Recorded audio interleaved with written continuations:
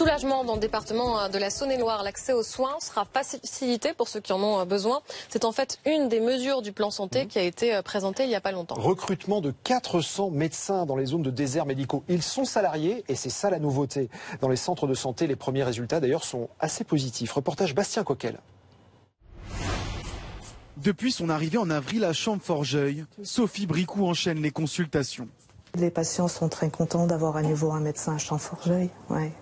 Et puis en centre-ville, on a tellement de collègues qui ont dû s'arrêter ou qui sont partis en retraite là en début d'année. Pour éviter une pénurie, elle a été directement recrutée par le département de Saône-et-Loire. À 5 km, le centre de santé départemental de Chalon-sur-Saône. Ce généraliste y travaille depuis peu, après avoir exercé plus d'1 an comme médecin libéral. Je me suis rendu compte que le travail en libéral dans un cabinet individuel, c'est pas ce qui correspondait à ma façon de faire la médecine. Du coup, je cherchais à m'installer dans un cabinet de groupe et je suis tombé par hasard sur le courrier du département comme quoi il cherchait des médecins salariés.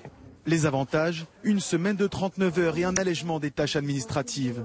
Au total, 30 médecins salariés ont été embauchés par le département. On a monté une véritable entreprise pour évidemment recruter des médecins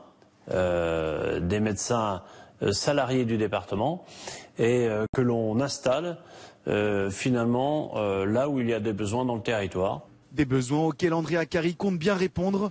Il espère résoudre le problème des déserts médicaux dans son département d'ici le printemps 2019.